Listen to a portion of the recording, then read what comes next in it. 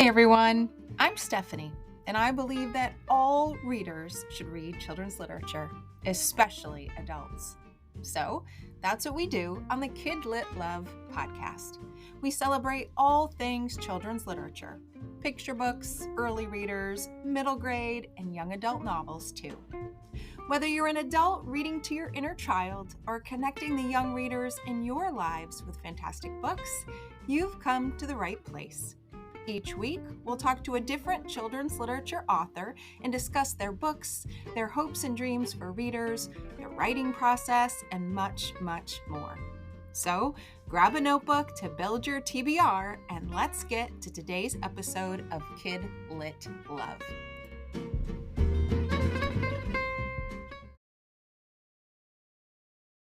Hey everyone, welcome back to another episode of the KidLit Love podcast. I'm Stephanie Affinito, your KidLit loving host, inviting you back to another bookish conversation with a children's literature author. Today, I'm talking with Yamile Saied Mendez. Yamile is the author of over 20 books. Those books range picture books, middle grade, young adult, anthologies, and even adult books too.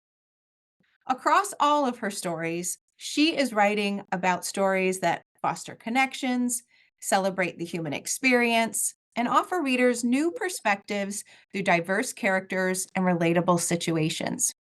She's here today to talk about her newest middle grade novel, The Beautiful Game, an uplifting, heartfelt novel about family, self-confidence, and the power of second chances, and soccer. Although we might debate over the name of that sport alongside the characters in the book. There is so much packed inside this middle grade novel, and I can't wait to talk all about it. So let's just get right to it. Yamile, welcome to KidLit Love. I am so glad you're here today.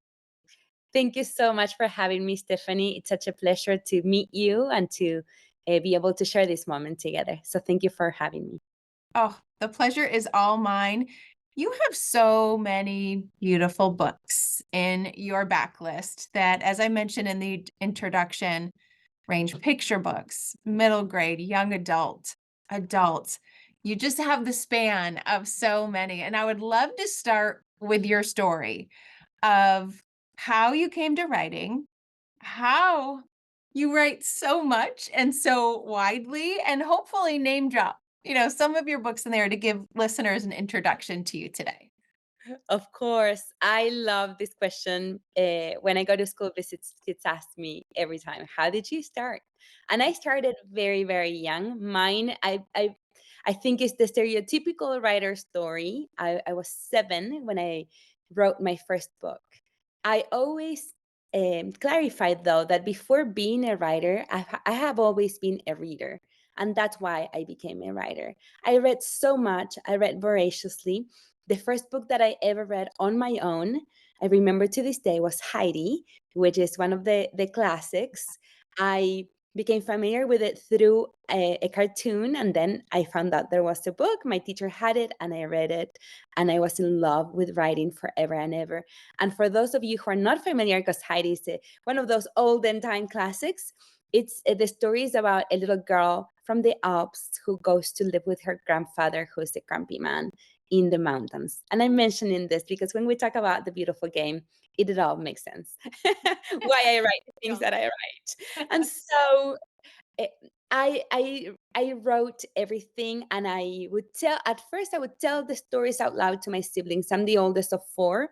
We're very close in age, but I always felt like the oldest sister, typical older sister. And to entertain my siblings, we played school, and I would tell them stories until eventually, of course, they grew up and they were like, no more. Like they didn't want to be that captive audience anymore. And I started writing poetry, translations, anything that I could do. But I didn't.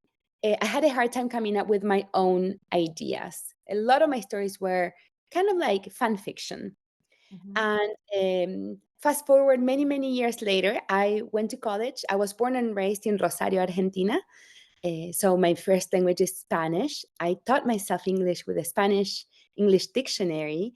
Eventually, I found my teacher, Ruby Sims, who is from Kansas. She went to Argentina as a young woman, fell in love with with the country and the love of her life, a man, and she stayed in Rosario. She's still there, and she was my teacher that helped me prepare to come to college in the United States. But I am the first high school graduate in my whole extended family of many, many people. And, of course, first a college person to attend college. And I felt like going into the arts was a luxury that I couldn't even consider, because there had been so much sacrifice for me to achieve this goal to go to school in another language, that I thought I need to study something practical that's going to help my family, that's going to help my community. And so I studied economics. I always defend my decision by saying that economics is a story behind the numbers. It's what makes the numbers. Yes. Right? And so I studied economics with a minor in Latin American studies. I studied Portuguese and Italian in college. I had Languages were very easy for me to learn, and I'm still fascinated by languages. I intended to go into diplomacy, and so I started translating and interpreting Portuguese, Spanish, a little bit of Italian, and then little by little, I just became a translator and an interpreter for many years. I never did work at an embassy, but I worked translating for my community. I lived in North Carolina for a long time, and I translated at the library, the police department. I taught English to doctors so that they could connect with their patients, and I taught English to people that just arrived in the U.S. And that was such a rewarding experience. And in the meantime, I had started writing a story. I had an idea for a girl who is from Argentina who wanted to play soccer professionally, and that I had 4 little children by then. Writing was what I did during nap time and nighttime. And I hadn't been back in Argentina for a long time, and I was terribly homesick. So I wrote and I wrote, and that is the story that eventually became my book Furia, which was the first book that I wrote intending to be published, but it was my seventh published book, because publishing works in a strange way. I'm learning. Yes. Eventually, I went back to school and acquired my master in fine arts in writing for young people from the Vermont College of Fine Arts. And there I met my community. And that's why nobody needs to have an MFA to be a writer. But for me, it was important because I needed a community. I needed to learn how to write in English, because so I was proficient. I went to school in English, but I had never written in English, and the conventions are very different Mhm. from those in Spanish. And so eventually, when I was in that program, I met my agent, and one thing led to another, and all of a sudden, my last book, The Beautiful Game, which we'll be talking about later, is my 29th published book. So it 29. it's been Oh fast my and goodness. furious, but I always say that since not having any ideas when I was little, suddenly I had a lot of ideas, so many that I couldn't contain them. In my program, in my MFA program, we were encouraged to write in different genres that we thought we were good at. So I went in intending to learn how to write this story that became Furia, but in the meantime, I learned to write picture books and middle grades and poetry and fairy tales. And so when I graduated, I had this portfolio Yeah. of things. And one by one, they started finding their homes. Some of them took a long, long journey to publication, and others, the process was very quick. But I'm known for my picture book, Where Are You From?, which I wrote not intending for that. Uh, I wrote a poem not intending for it to be published. I just wrote it thinking of my children. I'm from Argentina. My husband's from Puerto Rico. Uh, and I realized when my children grew up that their experience, having been born and growing up in the US, was very different from my own. I have this identity of an immigrant, and I come from an immigrant family. My grandfather came from Syria and Lebanon. His family had come from Palestine. On another side, I have family from Yugoslavia, which is a country that doesn't even exist anymore. But I wanted to tell my children that even if your country changes names or it's not on a map anymore, the most important thing is who you come from Mm. and who made you who you are. And that eventually became that picture book. And then I wrote many other things like the horse country series. It's so much fun to be a writer because I get to write things that I love. So horses, I love horses. I wrote Horse Country. I wrote an adventure in the White House called Shaking Up the House about the daughters of the outgoing president pranking the daughters of the incoming president. And I got to do a lot of fun research for that book. It's amazing all the resources that I found online. And I kept thinking, oh my gosh, I hope that the Secret Service doesn't think that I'm going to invade the White House. I'm just writing a book. And I wrote, I'm trying to think, my books from Scholastic, they all feature animals because I love animals. Blizzard Besties, Random Acts of Kittens, Wish Upon a Stray, which I wrote thinking about my nieces and nephews who moved to the US when my brother worked here for a couple of years. Seeing their experience starting school was different from mine. I was 19, but it had been my choice to come to the US. And they were little and they were brought and they didn't know English. So being immersed in a culture and going to school for 6 hours a day, I saw their struggle, but I saw how they succeeded. I was so inspired by them, and I wrote that book thinking about them. And my very last book that just came out is The Beautiful Game.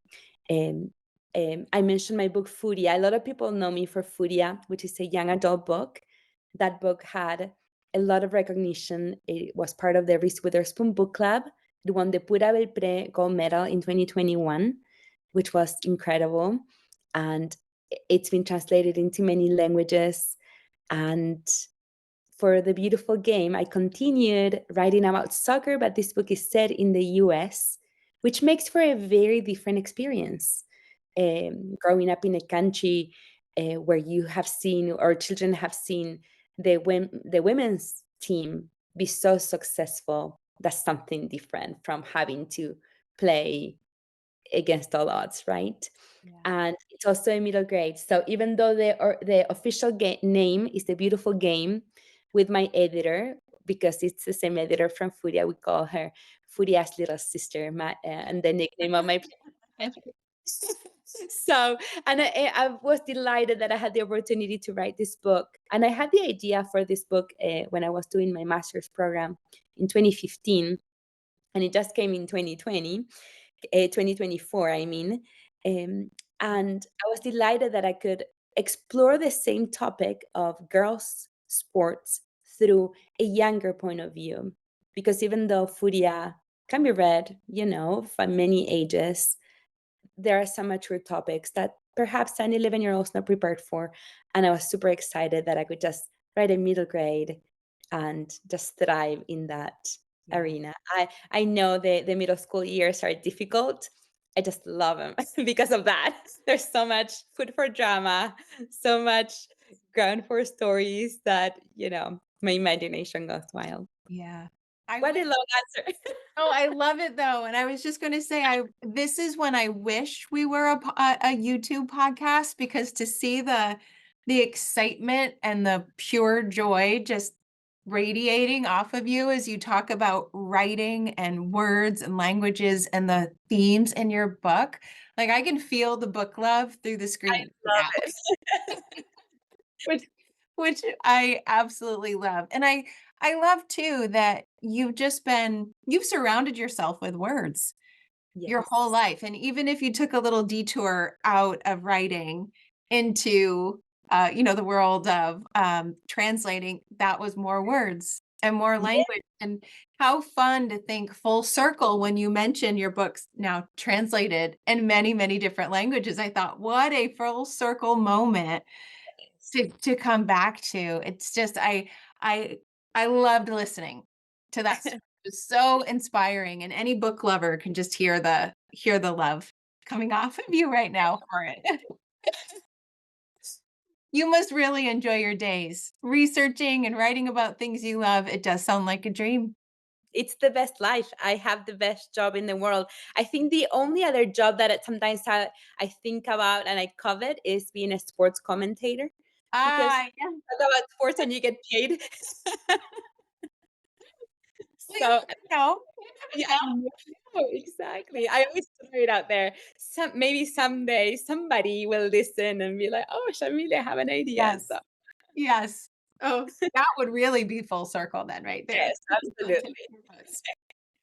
So let's talk a little bit more about the beautiful game. I already alluded a little bit in the introduction of what it was about, and you also gave a sneak peek when you were just talking about it a moment ago. But tell readers, tell listeners a little bit of what the book is about, but without spoilers. Okay, okay. So, um, the beautiful game is the story of Valeria Salomon, nicknamed Magic. Mhm, She is a soccer star. She's the best player of her generation. She's 12 years old and she plays in an all boy soccer team. And her grandfather, whom she lives with, is the coach. And her family's going through a very difficult time with the aunt going through some health problems back in Argentina, where the family is from. And during a very important game at the State Cup, Valeria gets her period in the middle of the game, and the whole team falls apart. It's like a perfect storm that everything that can go bad goes bad during that game. And after that game, her situation in the team becomes very shaky until eventually she knows she's going to be kicked out, so she quits the team. But mhm. she loves the sport. So she tries to find another team in which she can flourish. And yes, it's mainly a story about the sport and a girl wanting to play on her own terms. But it most than anything is a story about family, that family in which we're born, the family in which we grow up, and the family that we create by Mhm. choice. Yeah. And so I loved to have Magic explore her relationship with all her families and how she grew from a really bad experience into something that eventually helped her Yeah. uh, achieve her potential. That is what I adored about this story. I I am not a very athletic kind of gal, although I enjoy reading stories about other children and adults who are. Um, but as an adult reader, I love reading books about family. I love Mhm. when the families are going great, and I love when the families are dysfunctional. I just love to get the inside peek of how others define family and what makes a family a family. I just love that as an adult reader as well. And so reading The Beautiful Game, I certainly loved the soccer aspect and the sport aspect, and I definitely want to talk about that piece. But for me, that idea of family was certainly front and center. What makes a family? What kinds of families are there? Because there is no one single definition of what makes a family a family. How do those families change? But also, you know, not all families, no, I should reword that. No family is perfect, right? Exactly. And learning about Magic and her relationship with her grandfather, with her grandmother, with her father, it was all so what's the word? I can't think of the word I want. I couldn't I wanted to just dive in into the family aspect because it was so real. You have Mhm. family members who have their own personalities, and we kind of alluded to a grumpy grandpa. Yeah. There may or may not be a grumpy grandpa here. Um, Yes. and Magic has a little spunk, a little Yeah. a little Mhm. sass to her, not in a bad way, of course, but she definitely has feelings and likes to make them known. Yes. And you just had those changing relationships all through that I was just here for that in addition to the soccer. Love that. So, yeah.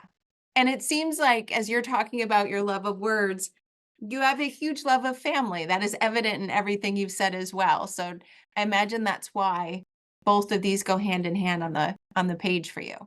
Absolutely, I can't just separate them. I feel like in the case of Magic, soccer is such an important thing in her life because it's the sport of her family, and how the sport brought together some members of the family at some times and drew them apart at the same time, and how even the grandma, who's not into sports at all, she will support Magic and be there and go to the team meetings and talk to the other moms and be a soccer mom when she needs to, even though she is a tired grandma. She's doing this for the second time, Right. but That's she right. is raising Magic, and so um and yes, I just get really emotional thinking about it because it is even for those people who don't love soccer. And I didn't play growing up. I have always loved soccer because I'm from Rosario. That's where Leo Messi was born. I had,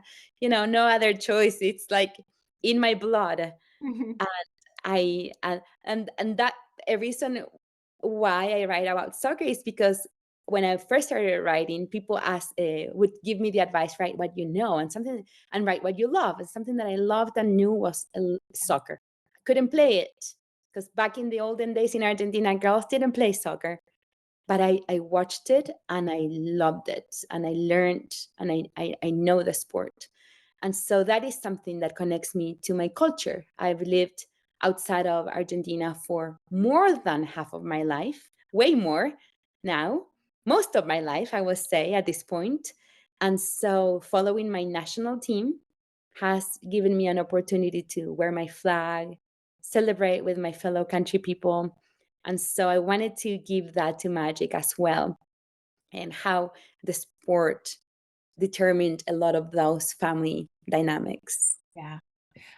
There's a place in my heart for her and her grandpa, for sure. Yes. It is this kind of love-hate relationship, but, I kept thinking as I was reading, because grandpa can be grumpy and Magic can be sassy, and there's some tense moments, there's some quiet, silent moments, which are so typical, in any kind of adolescent home. We have middle schoolers growing up, and I just kept thinking, you know, people who show those side of themselves to each other, even though it feels like it was a strained relationship at first, Yes. typically are, the person that's making those snappy comebacks or saying that comment because that person is safe. That person loves you.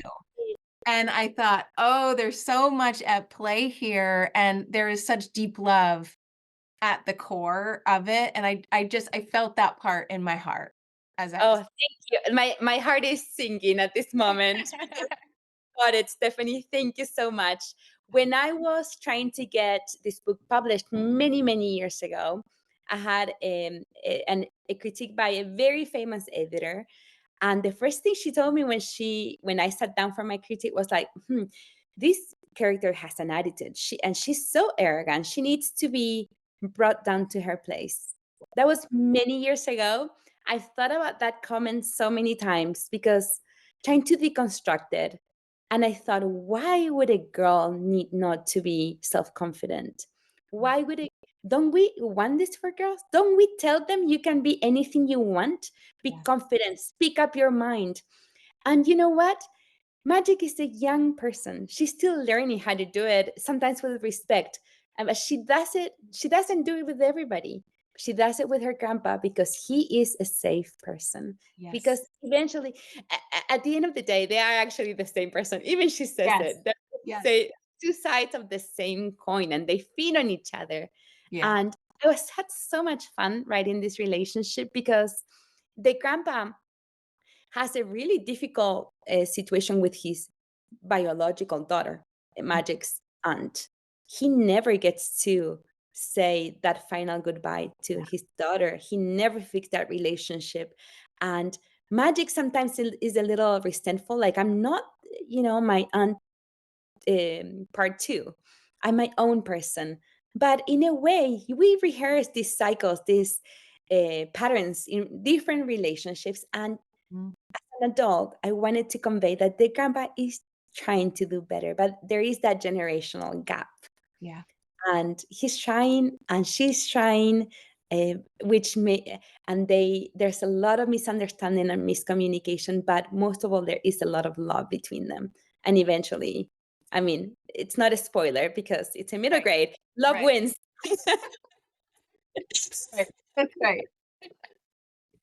So the other part of the book that I thought was so important to be included in here that I haven't seen a lot of books really include was that opening scene, so to speak, where Magic is on the boys' team. She's in a very important game and unfortunately gets her period for the very first time in the middle of it. I Yes. could feel her emotion. I could feel her pain, both physical and emotional. I could feel the love of the mom coming to help. I could feel the concern of the ref. That scene, I think any person reading, especially if you have been through something somewhat like that, it just, oh my gosh, it resonated so deeply with me. And I thought, this is a book, that needs to have this stuff happens, and it is often something that people don't like to talk about or feel like they shouldn't talk about, and I just love that it was just there, and it was around boys, and you know what? It happens. Yeah. It's part of life, and it's such a big part of life, and big part of my life are books, and there are such few books that I found as an adult Mhm. that talk about menstruation, Yep. as a part of life and not have that be the topic. And I can give you a little background on how Yes, that this please. scene was created and why. So when I was doing my master's degree in 2015, I was part of a generative workshop. It means we didn't have to prepare anything in advance before the residency. We were just going to be creating as the residency advanced. So I had to create this character right out of the blue, and I had an image of this sassy girl who was so confident. But as it's usually the case, behind that mask of confidence there is that vulnerability and that fear of not being enough, or that people will see through your tricks, that imposter syndrome. And aside throughout that residency, when I was trying to discover who this little girl was, and I loved her immediately, I found out that she loved soccer, that she had this relationship with her grandfather. And my advisor at the moment, Martin Levitt, and a writer whom I really love and admire, told me, Okay, we all love magic, but something needs to happen in the story. What's a bad thing that's gonna happen to her and it's gonna keep, you know, like literally the Yeah. game, her story?" And I thought, "Oh, she's 12. What is the worst thing that can happen to her?" I'm like, "Of course, she's gonna get her period." And when I started researching books that tackle this topic, I'm like, I don't know how to write about this. How am I gonna do it? There were none, Yeah. except for one book that everybody kept recommending to me, which is, of course, you're thinking of it. Are You There, God? It's Me, Margaret by Judy Blume, which is a book that came 60 years ago, but it's still as relevant as ever. Now, even more so that the movie came out.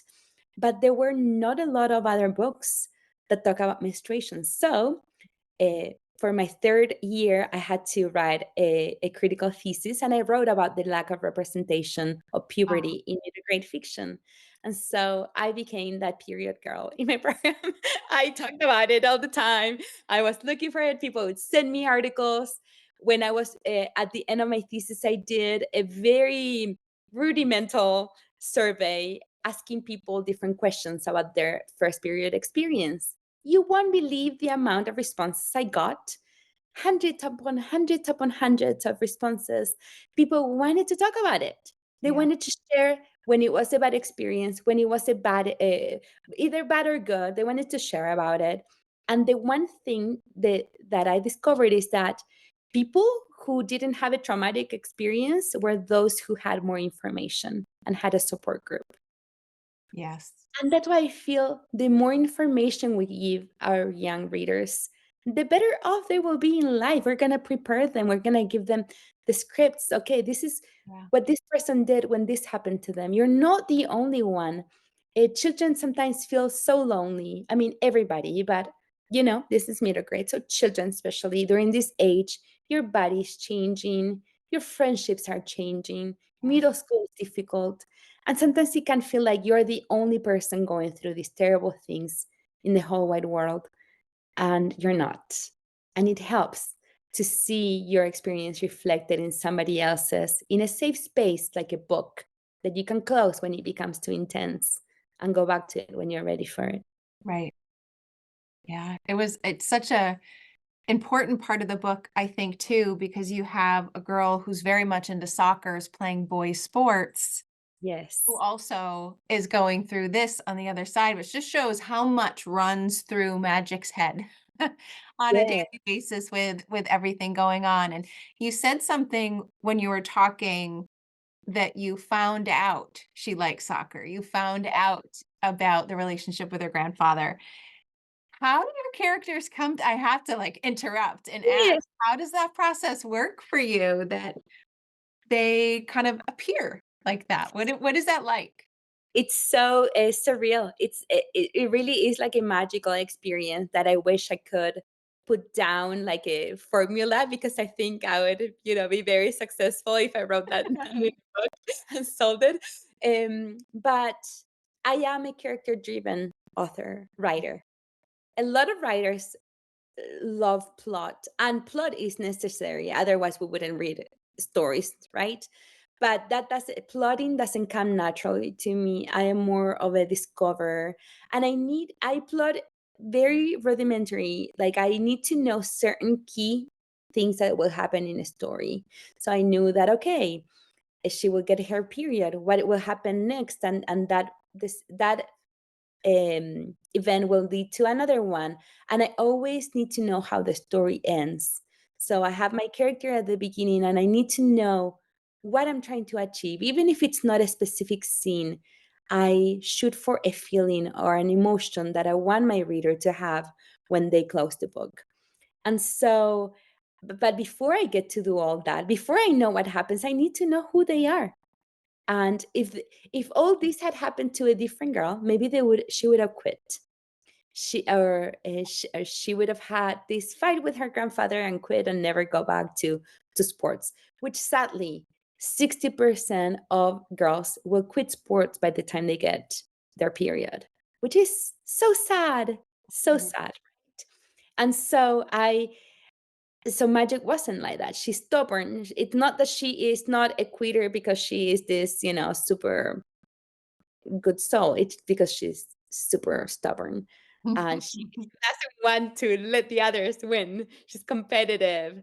And Right. so I don't know. I just uh, this idea, she came to my mind as the girl and her name, for me, finding a name that fits the character is very important. Yeah.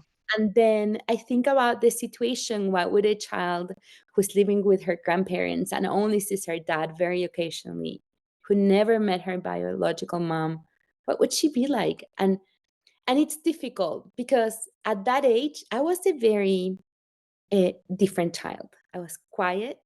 I was a bookworm, and I was super obedient, which is not a bad thing. But I'm saying all this to point out that I was a very different person. So for me, it was very fun to try to find out what a girl with this kind of personality would do in these circumstances.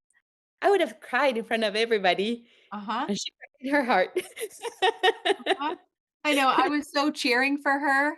I was like, "Oh my goodness, you are the opposite of me, and that is the best thing ever, so you just get right back out there." Yeah. Exactly. And sometimes, the reason I'm not a strict plotter is because sometimes I want to plot a book out and outline it scene by scene, but then my character's like, "Oh, never mind, we want to do this." And Right. when I started writing and I heard other writers say this, I was like, you're making it all up. What do you mean your characters don't want to do this? Or they want to kiss in this scene and not the other? What do you mean? But it just feels organic. And I believe it's because we I grew up in this society that has a certain way of storytelling. And so even those people who've never studied script writing or writing novels, we all know what structure a story must follow. Mhm. That's why sometimes you open a book and you don't get hooked, or sometimes you watch a movie and it doesn't seem entertaining and you turn it off. There is something ingrained in us as human beings that we're hungry for story and for this Yeah. structure. And so to me, even if I'm not crafting it, like outlining it on paper, it's a part of me instinctually. I know, okay, a character like this would have to do this other thing Yeah. for the story to make sense. Yeah. And sometimes it takes me a lot of tries, a lot of revision, a lot of rewriting until I get it right. But I don't know, my characters to me are just real people. I can't start writing until I hear their voice in my head. I don't know if I should say this out loud. I don't know what this means about me, but I hear their voices and then I write.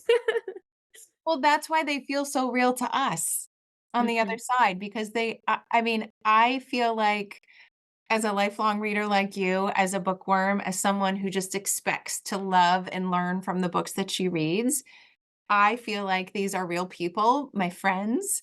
You know, Yes. I have had probably one too many conversations with my children where I'll be talking about a situation and I'll say, "Well, so and so did this." And they'll be like, "Mom, real person, book character." Because Exactly. I Yes.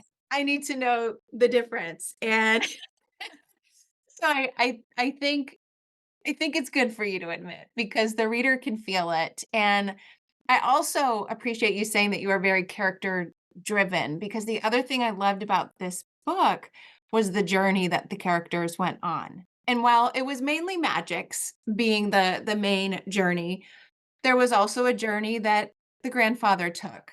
The grandmother also changed throughout the story. You have dad changing, you have Max change, you have friends changing. And so I also loved that theme. You know, there was soccer, there was family, there was so much.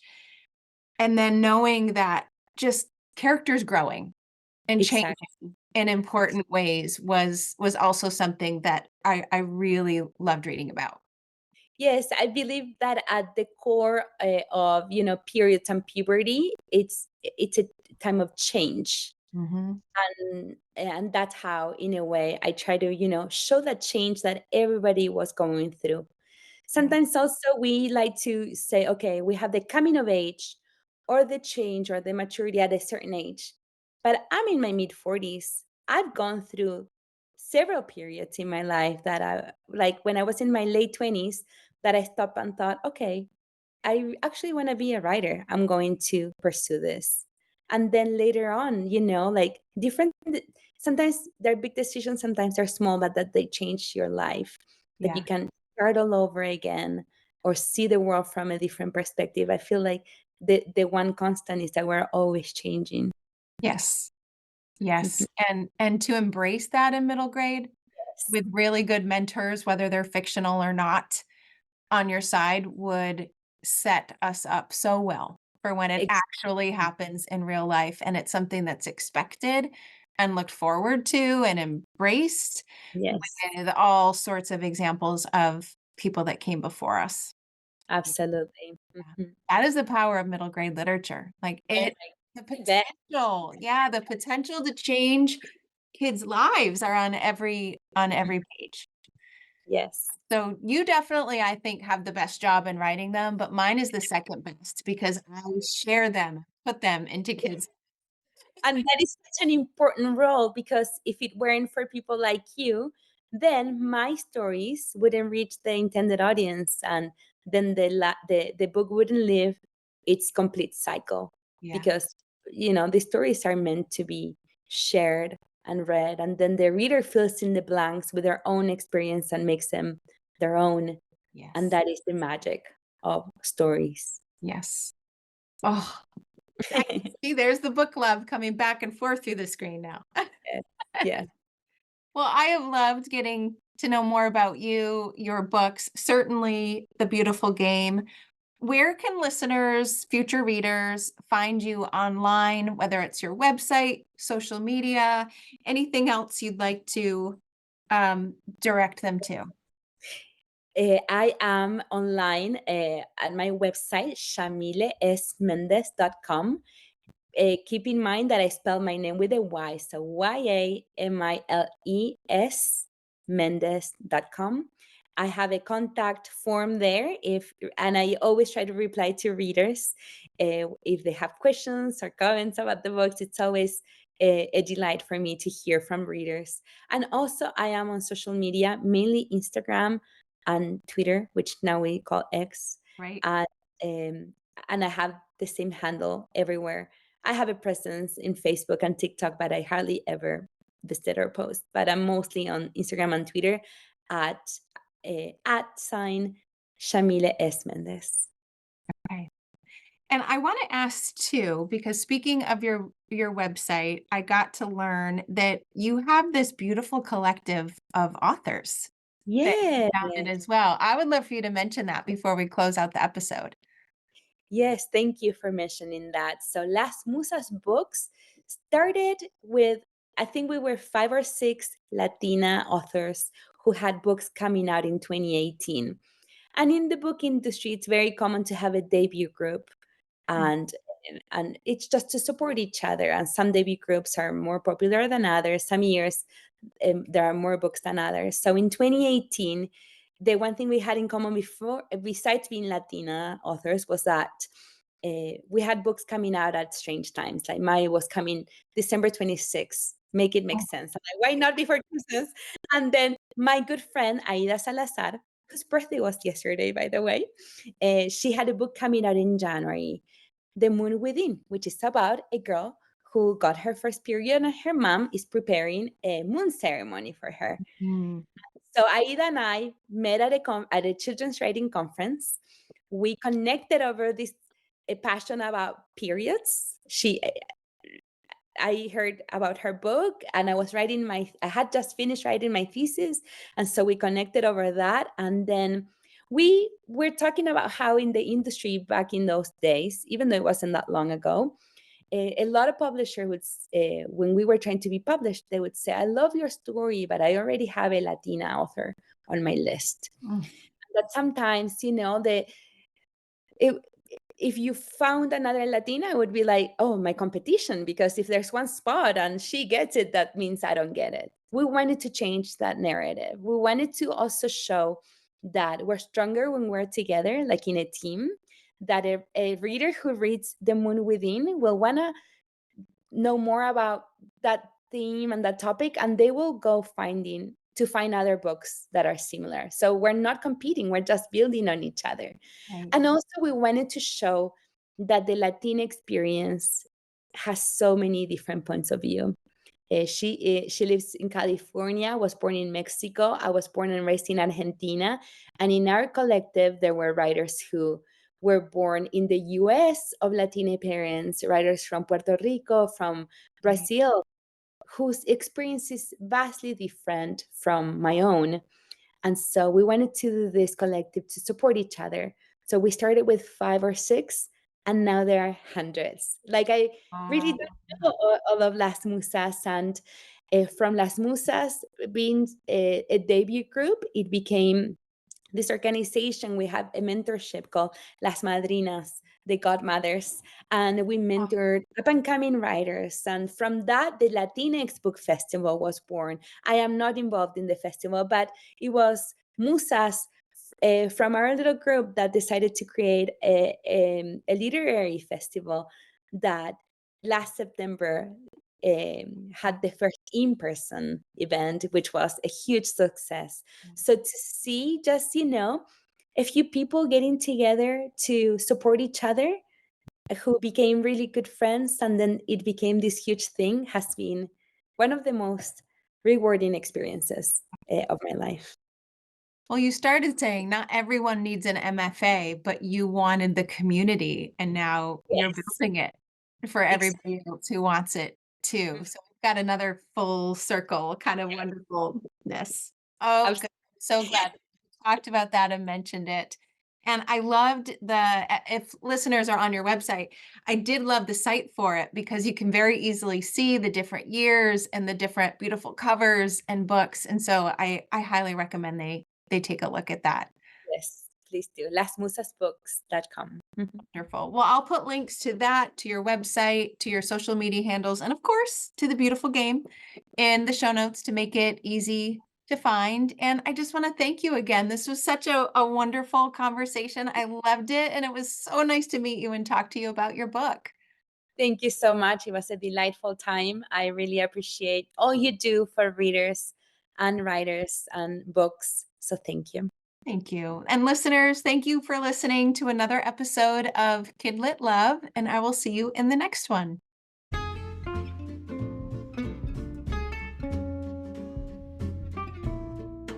Thanks for listening to today's episode of the KidLit Love podcast. You'll find links to all the books, resources, and ideas mentioned in the show notes at alitlife.com. And if you want more, you might like to listen to my other podcast called Get Literate. It's a podcast that explores all things books and reading, notebooks and writing, and everything in between to build a life you love. One more thing. If you love what you listened to today, please take a moment to rate and review the podcast or take a screenshot of the episode and text it to a bookish friend. This helps the podcast grow and builds our bookish community of KidLit Love. Thanks for listening.